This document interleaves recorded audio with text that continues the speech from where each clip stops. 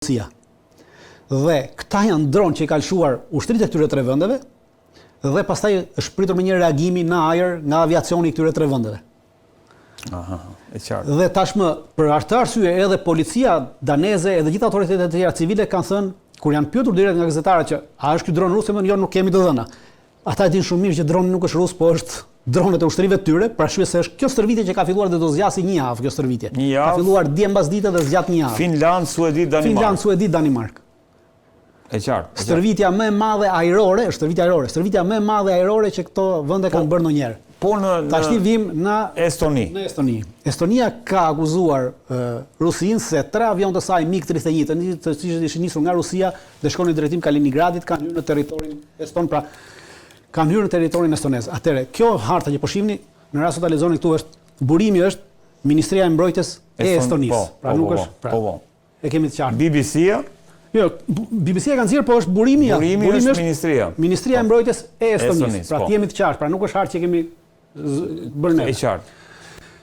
Këtu bëhet llaf për hyrjen. Pra, ky territori që u shihni ngjyrë vjollc është kufiri i hapësirës ajrore estoneze. Ndërhyrja është kjo ndërhyrja që ata thonë, ka hyrë avionët në këtë për 12 minuta. Avionët kanë qenë duke udhëtuar nga Rusia, pra nga këtu, kanë qenë duke udhëtuar për të ardhur në Kaliningrad. Kaliningradi është këtu poshtë. Po. Dhe është ky korridori ndërkombëtar që avionët kanë fluturuar. Tash do të kemi një Tallinn, ë? Po, ky korridor ndërkombëtar, të cilët fluturojnë, pra është ngjitur me këtë. Është një korridor ndërkombëtar. Kemi parasysh që ky korridori, në të cilët fluturojnë ta avionët ushtarak, është një korridor i ngushtë për 3 kilometrash. Pra gjerësia e korridorit është 3 kilometra, ndërkohë që korridori po në këtë territor për avionët civile është 10 kilometra. Pra gjerësia e tyre është 10 kilometra, kurse për avionët ushtarak është 3 kilometra. Dhe avionët kanë fluturuar në kufirin e tyre. Mund të ketë ndodhur që avionët mund të kenë hyrë për shkak të erave, për shkak të një devijimi në navigim pra nuk, por mund të ketë ndodhur që edhe në raste të tjera kur avionët fluturojnë në lartësi jo të larta, pra në lartësi të ulta mbi det, radarët kanë probleme edhe me përcaktimin e saktë të vendodhjes të avionit. Pra qëllon që ti mund ta dhe ky përcaktim që ka ndodhur, pra nuk kemi një inkursion të avionëve në territorin. Pra hyrja, pra siç e shihni hyrja është në drejtimin e rrugës, pra thjesht është një kalim. Po për atë zonë atje bëhet fjalë. Vetëm për atë atje bëhet llaf. Dhe tashmë Estonia po e nxjerr të sigur Rusia ka hyrë dhe ka sulmuar territorin. Ky nuk është sulm në territor. Plus që ky kalim është njoftuar më përpara. Pra sepse kur këta kanë njoftohen në vendet në të cilat ti do kalosh në afërsitë të tyre që në këto orë përcaktohet ora, lartësia. Pra nuk është diçka që ka kaluar pa. Jo. Përcaktohet ora, lartësia dhe tipi i mjetit. Sepse në momentin që ti kalon në këtë aspekt, në momentin që kanë hyrë këta, kulla e kontrollit ajror të Estonisë ka komunikuar me pilotët. Po. Dhe ju ka njoftuar që kanë hyrë në territorin estonez, pra nuk ka pasur ngritje dhe ky komunikim ka bërë që avionët ndoshta kanë lëvizur pa kushte dhe kanë dalë ande nga ka kërkuar ai, por nuk kemi ngritje të avionëve të NATO-s, të cilët ndodhen në Estoni, në bazë për të mbrojtur hapësirën ajrore, sepse nuk ka pasur shkelje të hapësirës ajrore në aspektin që tash po propagandizohet në mënyrën civile, pra ta bëjmë të madh se jemi drejt luftës. Por kjo do të krijojë idenë e luftës. Do të krijojë idenë e luftës. Ka krijuar sepse unë që ndjek fjala vjen si me njohuri normale, them që Rusia po provokon në Poloni, provokoi në Estoni, provokon në Kopenhagen. Po pas sepse ti lexon vetëm median zyrtare. Jo, ajo që po ndërtohet si narrativ është kjo. Po edhe media zyrtare duhet parë gjitha. Pra, ti shef dronin. Okej. Kur të shohësh për një dron, çdo kush që shef që ka një dron, ka ndodhur diçka, atëherë duhet shofi në tutje në këtë vend apo zhvillohen stërvitje ushtarake? Jo, kjo është e drejtë. Ku zhvillon stërvitje? Që të marrësh informacionin, pra, të kuptosh se ku jemi. Ideja është pse po ingranohet kjo? Të kuptoj do të. Kjo po ingranohet për arsye se nëse para 2 ditësh në OKB, ministri i jashtëm polak deklaroi që në rast se do të kemi ndërhyrje të tjera, neve do të sulmojmë avionët rus, pra do t'i godasim avionët rus. Ishte kjo. Të mos ankohen dha. Po, të mos ankohen. Të mos ankohen nëse. Po. Pavarësisht saj, duhet kemi aktualisht dhe është ideja e krijimit të një zone ndalim fluturimi mbi Ukrainë, ndërkohë që është krijuar një zonë ndalim fluturimi po mbi Poloni, jo mbi Ukrainë. Mbi territorin e Polonisë në kufi me Ukrainën, Ukraina ka krijuar një zonë ndalim fluturimi. Po, për gjithçka tjetër. Dhe tashmë këta po duan ta shtyjnë këtë zonë ndalim fluturimi edhe në territorin e Ukrainës. Në rast se ta shtyjnë territorin e Ukrainës, do të kemi direkt përplasje me Rusinë. Nëse shtyhet territorin e Ukrainës, automatikisht do të kemi përplasje me Rusinë, sepse këta do mundohen të rrëzojnë raketa, dron, avion rus që fluturojnë mbi territorin e Ukrainës dhe në këtë moment kemi direkt përplasje. Pra mund të shkojnë në përplasje, po një përplasje e tillë quhet përplasje provokuese dhe nuk e aplifikon nenin 5 sepse ndodh në një territor të një vendi që nuk është antar i NATO-s. Është qartë. Pra, por gjitha kjo që bëhet tashmë, me gjitha këto që bëhet mbi Balltikun, kërkohet të shkojë drejt asaj në rast se mbani mend me 18 qershor të këtij viti, generali Donahu, i cili është komandanti i forcave amerikane për Evropën dhe për Afrikën, i cili ka drejtuar edhe gjithë luftën në Ukrainë, pasi ka qenë komandant i asaj komandës në Wiesbaden që u krijua për mbikëqyrjen dhe menaxhimin e luftës në Ukrainë. Po. Nëse më deklaroi në një intervistë publike që neve, pra NATO, ka një plan të mirëfillt për të marrë Kaliningradin. Po. E kemi diskutuar dhe këtu. Dhe gjitha këto tashmë që po shihni, po shkojnë drejt kësaj që kryesisht në vendet balltike Rusia po na provokon dhe neve nesër ta gjejmë një arsye dhe një mënyrë për të ndërhyrë në Kaliningrad. Po në rast se ndërhyet në Kaliningrad, Rusia ka thënë që do të kemi një përballje, pra atëherë edhe kjo nuk çon aktivizimin e 95 sepse në rast se këta ndërhyjnë në Kaliningrad, Kaliningradi është territor rus, i njohur ligjërisht dhe ndërkombëtarisht. Pra nuk është siç është e Krimes. Krimen e njeh vetëm Rusia dhe ti mund thuash sot që unë nuk ta njoh Krimen, është e njoh territor Ukrainas dhe po mundem ty. Kurse Kaliningradi është territor rus i njohur ligjërisht nga të gjitha vendet që pas luftës së dytë botërore. Pra në rast se ti prek Kaliningradin është njësoj si të prekësh Moskën. Dhe në këtë moment, në rast se këta do të ketë ndërhyrje në Kaliningrad, pra për të bllokuar sepse tashmë po ngrihet ideja që këta dronët janë lëshuar nga Kaliningradi. Dronët që dronët që në Norvegji dhe në Suedi, dronët janë lëshuar nga Kaliningradi, pra po shkohet drejt që është Kaliningradi tashmë është dhe do të ndërhyjmë në Kaliningrad. Pra kjo ndërhyrje në Kaliningrad do të sjellë në një përplasje të Bashkimit Evropian, po jo të NATO-s, të Bashkimit Evropian me Rusinë. Po pse jo të Themi NATO sepse NATO ka dy vende kryesore, Shtetet Bashkuara të Amerikës dhe Turqinë, të cilat kanë kapacitete ushtarake. As Turqia dhe as Shtetet Bashkuara të Amerikës nuk do të shkojnë në një luftë me Rusinë për këto pralla. Estonia dhe Letuania, tre vendet balltike, Estonia, Letuania dhe Latvia, Lituania kanë një problem tjetër. Në rast se mbani mend, para 3 muajsh Donald Trump deklaroi që ne do të tërheqim forcat ushtarake nga vendet balltike. Ka ndërprerë ndihmën. Dhe tashmë këto vendet balltike po mundohen të bëjnë çdo lloj fals flegu, ta përdorin çdo lloj gjë për të treguar Shtetet Amerikës, shiko, po ikët juve, neve Rusia do na sulmoj që të vazhdojnë të mbajnë ndihmën ushtarake amerikane për vendet e tyre. Kjo sepse çdo inkursion rus thuhet do të fillojë nga vendet balltike. Pikërisht, pra kjo është ideja, duke qenë pra, por ama fakti që Trumpi ka vendosur të tërheqë, do të thënë që unë mendoj që Trumpi dhe Putini janë marrë vesh për këtë gjë. Dhe unë nuk mendoj që absolutisht, unë nuk mendoj që do të kemi një ndërhyrje ruse në asnjë moment, sepse vendet balltike me ose pa prezencën amerikane janë anëtarë të NATO-s. Dhe çdo lloj ndërhyrje ruse në vendet balltike do të thoshte luftë me NATO-n. Rusët po mundohen ka 3 vjet e gjys që po mundohen me të gjitha format dhe mënyrat të shmangen përplasjes me NATO-n.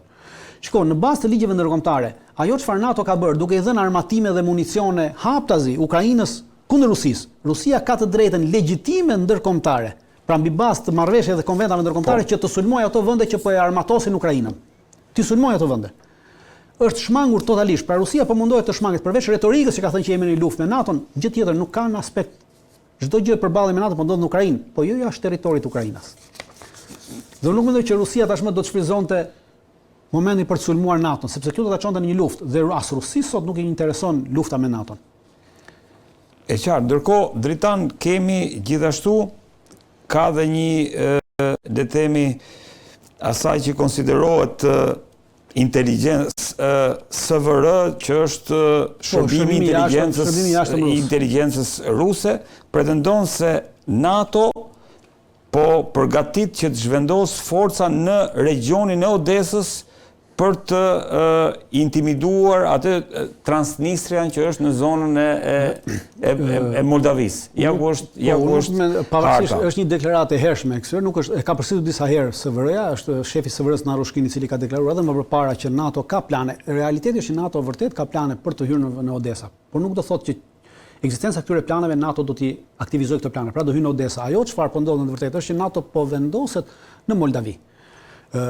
Aktualisht Moldavia vjet ka bërë një marrëveshje mbrojtje me Francën dhe sot aktualisht kemi trupa franceze të cilat po vendosen në Moldavi Kur thua po vendosen Dritan, po thua Moldavia nuk është shtet i NATO-s, por trupat e NATO-s, sepse ata që po na ndjek, trupat e Francës si trupat NATO. Pra, pavarësisht se Franca është vend i NATO-s. Moldavia ka vetëm marrëveshje me Francën, nuk ka marrëveshje me NATO-n për mbrojtje të ndërsjellë. Ka marrëveshje me Francën, me një shtet individual. Franca është anëtare e NATO dhe Franca po dërgon trupa, të cilat po i vendos kryesisht në këtë pjesën këtu, pra në këtë pjesën këtu mbi Odesë, edhe në këtë pjesën këtu. Kurse këtë pjesën këtu aktualisht është Rumania dhe Rumania ka sjell 2 brigada. Ka sjell një brigadë speciale, e ka vendosur këtu. Brigada sa trupa Dritan? Diku të rreth 10.000 forca. 10.000 forca. Ka sjell një brigadë speciale dhe një brigadë gjeniere. Të cilat janë të kompletuara diku të rreth brigada speciale ka 92% kompletim, kurse brigada gjeniere është 85% kompletim. Pra janë të kompletuara për një ndërhyrje ushtarake. Janë të kompletuara për një ndërhyrje ushtarake në Odesa. Në Odesa. Bëhet fjalë për Odesën. Brigadë gjeniere pra bëhet laf për Odesën dhe pra ata kanë sjell forca. Edhe francezët po sjellin forca dhe po i grumbullojnë këtu. Por ama kemi një gjë që problemi që ata nuk është problemi i Odesës, sepse në Odesa është përcaktuar që Rusia ka deklaruar që çfarëdo lloj force ushtarake do jetë aty, neve do ta godasim dhe kjo është e mbaruar. Por duke u mbuluar në aspektin e Odesës, duan të hyjnë në Moldavi dhe të marrin këtë pjesën e Transnistrias. Në këtë pjesën këtu në Transnistria, Dritan? Transnistria është një krahin e Moldavisë, e cila është e banuar me rusofolës, dhe cilët kanë të gjithë pasaporta ruse. I është dhënë kjo që në vitin 1190 e ka bërë Rusia këtë. Dhe këta kanë kërkuar shkëputje nga pjesa tjetër e Moldavisë. Nga pjesa më dhe vazhdon ky problemi që kanë, por aktualisht këtu po ndodhin zgjedhje në Moldavi. Jemi në një fushat zgjedhore, javën që vjen ka dhe prezenca ushtarake. Është edhe një prezencë intimidimi ndaj pjesës së popullatës për të votuar për ato partitë të cilat janë pro Bashkimit Evropian dhe pro NATO. Për ta mbajtur Rusin, për ta mbajtur Moldavin rusofobike, thot ai inteligjenca ruse. Pikërisht për arsye sepse aktualisht përplasja që po ndodh në Moldavi, këto zgjedhje është midis krahut pro-perëndimor dhe krahut pro-nacionalist dhe pro-rus. Pra janë ndarë në 2 grupe. Por problemi më i madh nuk qëndron te çështja politike në Moldavi. Qëndron te çështja e armatimit. Ka 3 depo të mëdha në Moldavi me armatim dhe municion, gjithë armatimi dhe municioni që kishin të gjitha vendet e lindjes që ishin antarë të Tratatit të Varshavës, Rumania, Bullgaria, Polonia, Hungaria, Çekoslovakia, Çekia, Slovakia, gjitha këto vende që ishin antarë të Tratatit të Varshavës, kur përfundoi Tratati i Varshavës në 1991, të gjitha armatimi që i përkiste forcave ruse të vendosën në këtë territor. Nuk u çuan drejt Rusisë, po u morë dhe u depozituar në Transnistria. Dhe me këtë armatim që ka këtu, Ukraina mund të bëjë luftë edhe 5 vjet tjera. Dhe gjithë qëllimi është që të shfillojë një konflikt këtu, të marrin këtë territor, të marrin këto depo aktualisht ruhen nga 4500 forca speciale ruse. Pra janë nën kontrollin e forcave ruse direkt, jo të forcave moldave. E qartë. Dhe qëllimi është që të shkaktohet një luftë e brendshme, që të merren këto depo dhe të jepen Ukrainës armatime dhe municione që mund të bëjë rezistencë edhe për 5 vjet pa pasur nevojë që Bashkimi Evropian të japi më para ose ndihmë ushtarake. Pra gjitha bëhet për këtë skenar. Pra lidhen të gjitha për të ardhur te kjo. Por ama kemi një problem. Edhe te kjo, siç thash, këto depo që ndodhen në 3 vende, një këtu dhe një këtu poshtë, të gjitha këto depo ruhen nga forca speciale ruse, pra janë forcat të Rusisë. Dhe në rast se ti do të veprosh kundër tyre, Rusisi lindet drejta për të goditur këtu dhe siç e thatë në fillim, Moldavia nuk është një vend antar i NATO-s. Kështu që forcat ruse nesër mund të vinë dhe të hyjnë në Moldavi. Dhe kjo nuk do të prodhonte një përplasje. Por NATO-s dhe shumë vende Bashkimit Evropian intereson një përplasje tjetër në Moldavi, sepse për të ardhur në ndihmë, duhet të kalojnë kjo pjesë që kontrollohet nga Ukraina. Pra ardha në ndihmë e trupave tyre këtu është çike vështirë për Rusin dhe do t'i hapte Rusisë një front tjetër, dhe do t'ia bënte më të lehtë luftën. Pra, kur ti hapesh në 2 fronte, njëri ke shumë larg, e ka më të lehtë ky tjetri për të rezistuar dhe ndoshta edhe për të marrë territore. Pra e kuptoni, gjithçka bëhet për të ardhur në ndihmë Ukrainës në të gjitha format dhe mënyrat dhe për të dobësuar Rusin. Shumë e qartë, Dritan, të falenderoj shumë që na sqarove këtë moment. Ndërkohë, Dritan, nuk e di sa kohë kemi, po më intereson shumë se po flasim për lidhjen e mesme, po flasim për Ukrainën. Kemi në Serbi së fundmi është bërë një paradë ushtarake, regjia duhet i kem edhe pamjet. Si e vlerësove dhe si e lexove këtë moment? Në rast se mbani mend, Vučići para 2 muajsh doli në një deklaratë publike dhe tha që do çudisim botën me paradën që do organizojmë në shtator, nëse mbani mend. Po.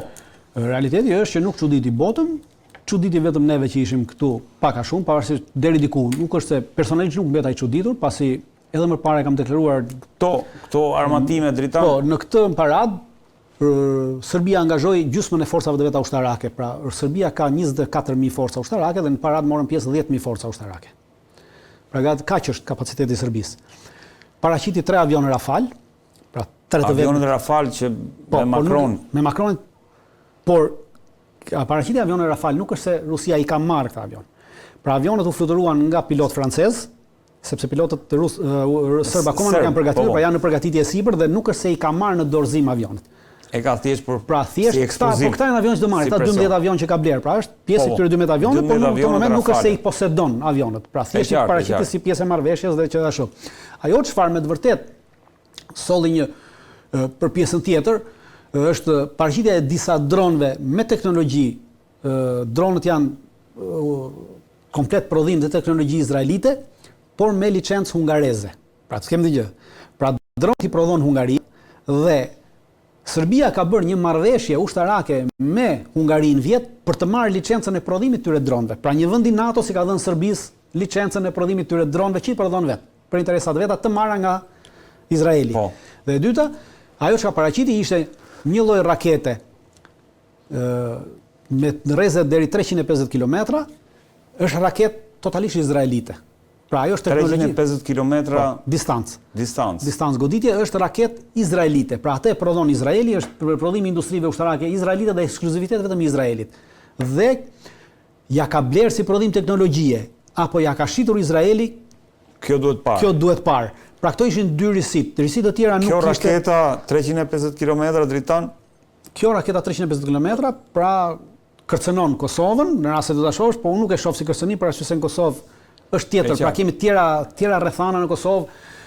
Do të kemi gjë parasysh, çdo kush që mund ta thotë, pavarësisht se me daljen e kësaj krasa politike në Kosovë filloi e gjitha në korë dhe thoshte kërcënim, unë nuk e shoh kërcënim këtë ushtri serbe për Kosovën edhe as për rajonin, pasi nuk ka kapacitete. 25.000 forca janë zero, pra për të luftuar në rajon, kjo, në një rajon i cili tërësisht është e angazhuar në NATO, dhe Kosova është interes strategjik i Shtetit Bashkuar të Amerikës. Pra, çdo kush që cënon Kosovën ka cënuar hegemoninë amerikane. Dhe hegemonia amerikane është ajo që po bën tashmë, po bën luftë në Iran, po bën luftë në Yemen, po bën luftë gjithandej.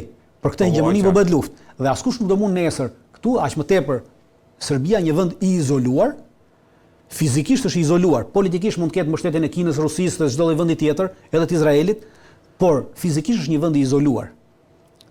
Pra nuk mund të cënojë dhe nuk do guxojë të cënojë këtë interes strategjik amerikan, i cili përcakton qartësisht hegemoninë amerikane në Ballkan. E qartë, pra nuk është le të themi. Po këto ishin pra nuk është diçka, kjo ishte. Dritan, të falenderoj shumë që të kisha, si gjithmonë kënaqësi.